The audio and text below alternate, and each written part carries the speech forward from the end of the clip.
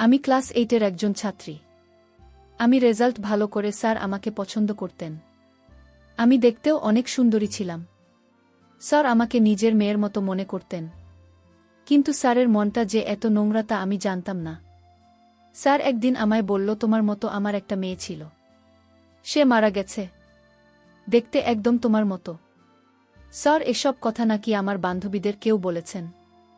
একদিন স্যার আমায় বলল, শোনো মা, তুমি চাইলে আমার বাসায় গিয়ে আমার মেয়ের ছবি দেখে আসতে পারো। আমি স্যারের কথায় স্যারের বাসায় গেলাম। তারপর স্যার বলল, তুমি কি খাবে? আমি বললাম, কিছু খাব না। স্যার তখন বলল, তুমি কিছু না খেলে আমি রাগ করব। স্যার তখন ফ্রিজ থেকে কেক নিয়ে আসলো। আর সেই কেকটা খাওয়ার সাথে সাথে আমার জ্ঞান হারিয়ে গেল। তারপর সারাত স্যার আমার সাথে। চলুন তাহলে মূল গল্পটা শুরু করি। আমাদের স্কুলের ইংলিশ টিচার রাজীব স্যার, উনি সহকারী প্রধান শিক্ষকও। আমাদের এপিসোড থেকে ক্লাস নিচ্ছেন। আমাদের কম্বাইন্ড স্কুল। ছেলেরা একপাশে আর মেয়েরা একপাশে বসে। স্যার খুব ভালো ইংলিশ বোঝান। তবে স্যার বেশিরভাগ সময় আমাদের ভালো করে পড়ান। পরও বেশি আমাদের ধরেন, ছেলেদের পড়া করেন আর পড়া না পারলে খুব মারেন। আর আমাদের পড়া না হলে কিছুই বলেন না। আর পড়া পারলে আশীর্বাদ করে দেন। বেশ কিছুটা সময় কেউ কেউ হয়তো স্যারের কাছ থেকে আশীর্বাদ পাওয়ার চেষ্টা করে, কিন্তু তারা পায় না। তবে বেশিরভাগই ঠান্ডা বরফের মতো চুপ থাকে। কারণ স্যারের কথার অবাধ্য হলে স্যার তার অফিস রুমে ডেকে পাঠায়। আজ আমায় ডেকে পাঠিয়েছিল। খুব ভয়ে ছিলাম। আমার হাতের লেখাগুলো নাকি খুব সুন্দর। স্যার আমাকে উপদেশ দিয়ে বললেন, তোমার হাতের লেখা খুব সুন্দর হয়, তুমি ভবিষ্যতে ভালো কিছু করতে পারবে। স্যার আমার খুব প্রশংসা করছিল। আমাকে দেখতে নাকি স্যারের মেয়ের মতো। আমার মতো স্যারের নাকি একটা মেয়ে আছে।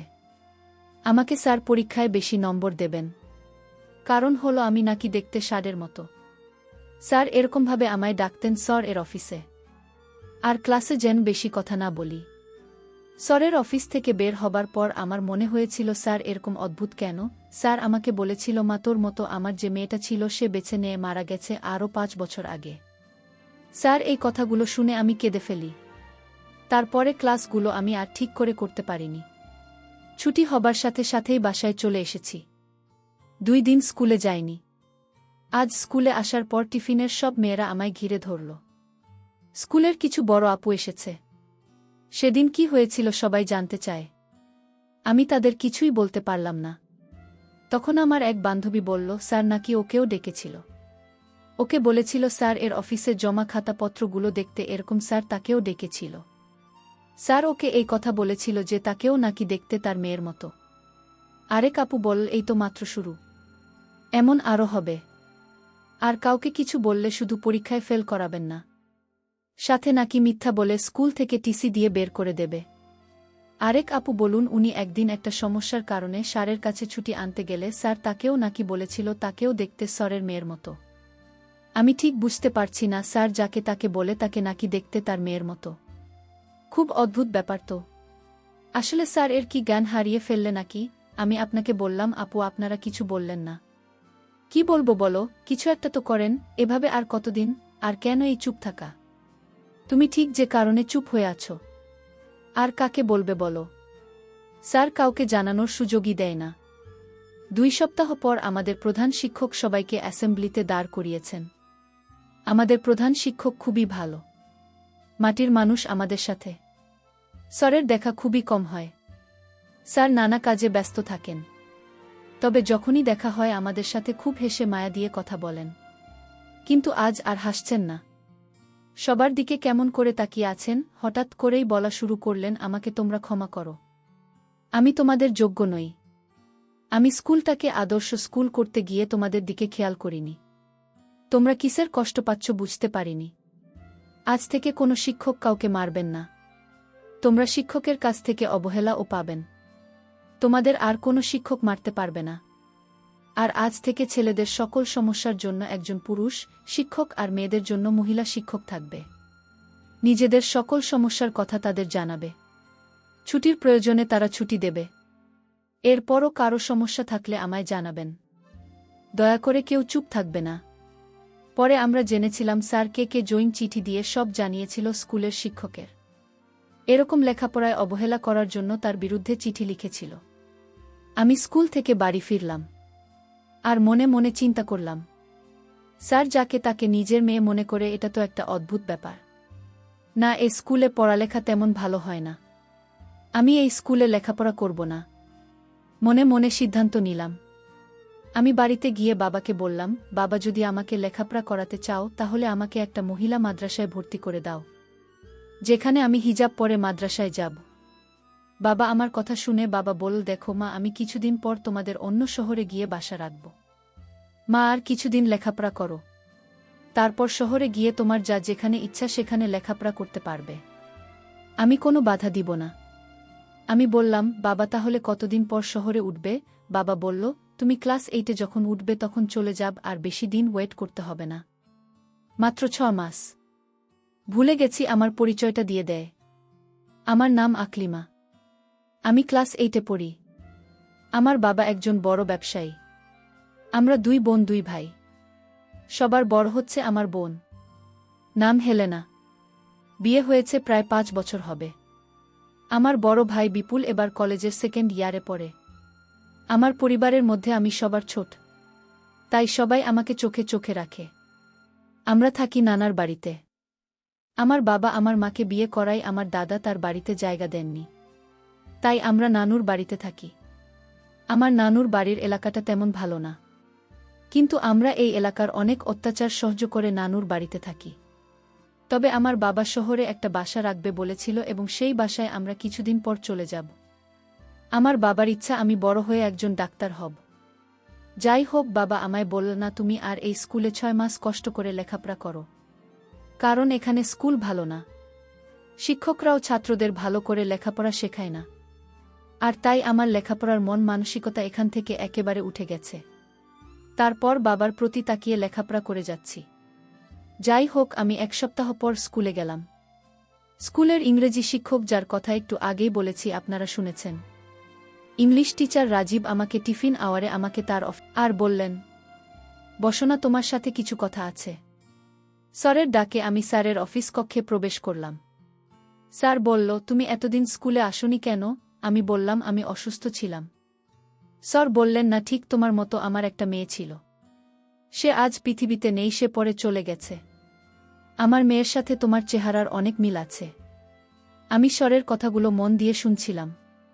স্যার এসব কথা বানিয়ে মিথ্যা বলছে, এটা আমি ভালো করে জানি, কিন্তু আমি স্যারের কথাগুলো শুনছিলাম। স্যার বলল, স্যারকে আমি বললাম, স্যার, আপনি তো আমার বাবার মতো, আপনি মিথ্যা। মা, আমি আবার মিথ্যা বললাম কখন? আচ্ছা স্যার, আপনি বলেছেন আমি দেখতে আপনার মেয়ের মতো, আমার চেহারার সাথে আপনার মেয়ের চেহারার অনেক মিল আছে। এই কথা কয়েকজনকে বলেছেন স্যার? যার অবাক হয়ে বললেন, বা তুমি এসো, তুমি কি বলছো? আমি তো শুধু তোমায় বলছি তুমি আমার মেয়ের মতো। সত্যি বলছি, আমি আর কারো মাঝে আমার মেয়ের চেহারা দেখতে পাইনি। আচ্ছা, তোমাকে কে বলেছে আমি মিথ্যা কথা বলেছি? স্যার যে বলেছে তার নাম আমি বলতে পারবো না, কারণ তাকে আপনি জিজ্ঞেস করলে সে খুব রাগ করবে, আমার সাথে বন্ধুত্ব নষ্ট হবে। স্যার বল, মা, আমি তোমায় কথা দিলাম, আমি কিছু বলবো না। না স্যার, আমি বলতে পারবো না। স্যার তখন অভিনয় করে কান্না শুরু করল। আমি স্যারকে বললাম, স্যার আপনি কাঁদছেন কেন? স্যার তখন অভিনয় করে বলল, আমার যদি আজ মেয়েটা বেঁচে থাকত তাহলে আমার সকল কথা শুনত। আমি বাধ্য হলাম স্যারকে বলতে যে আমার অন্য বান্ধবের আপনি বলছেন তাদের কেউ আপনার মেয়ের মতো দেখতে। স্যার আপনার উদ্দেশ্যটা কি? আমাদের কাছে আপনি কি চান? স্যার আপনি যাকে একটু সুন্দরী দেখেন তাকে আপনি আপনার মেয়ের মতো দেখতে। এসব কি শুনছি? স্যার তখন বলল, আচ্ছা, স্কুল কথা তোমাদের বান্ধবী বানিয়ে বানিয়ে বলছে যেন তুমি আমার কাছে না আসতে পারো, কারণ আমি তাদের চেয়ে তোমাকে অনেক ভালো করে লেখাপড়া শেখাই।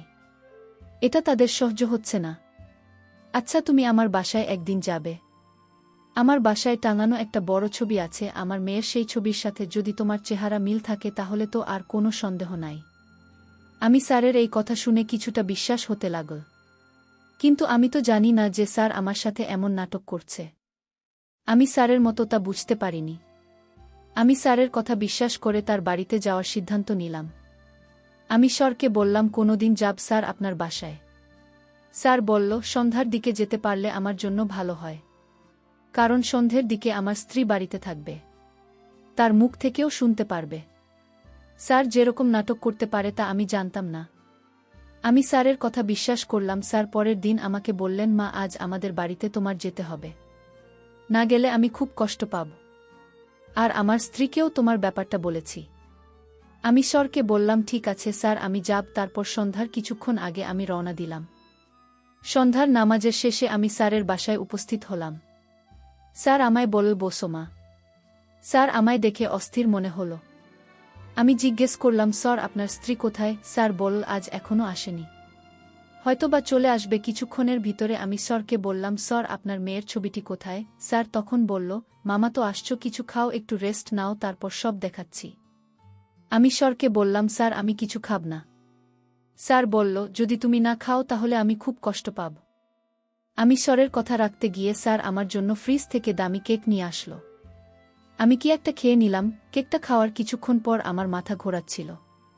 আমি স্যারকে বললাম, স্যার আমার কেমন জানি করতে আছে, আমি একটু বিশ্রাম নিতে চাই। স্যার তখন খুশি হয়ে বলল, ঠিক আছে, তুমি বিশ্রাম নাও, আমি দেখে আসি আমার স্ত্রী কোথায়। আমি বিশ্রাম নেওয়ার সাথে সাথে আমি ঘুমিয়ে পড়লাম। আমি আর কিছু বলতে পারলাম না। আমি সকালে ঘুম থেকে উঠে দেখলাম আমার কাপড় চোপড় এলোমেলো হয়ে আছে। আমার আর বুঝতে বাকি রইল না আমার সাথে কি হয়েছিল। আমার সকল মূল্যবান সম্পদ কেড়ে নিল। প্রিয় বন্ধুরা, গল্পটি ভালো লাগলে অবশ্যই কমেন্ট করে জানাবেন। আর নিয়মিত এমন আলাদা স্বাদের গল্প শুনতে ভিডিওটিতে লাইক এবং চ্যানেলটিকে সাবস্ক্রাইব করে সাথেই থাকুন। আর হ্যাঁ, নোটিফিকেশন বেলটি অল করে রাখবেন, যাতে পরবর্তী গল্প সবার প্রথমে আপনাদের কাছে পৌঁছে যায়। ধন্যবাদ বন্ধুরা, ধন্যবাদ সবাইকে।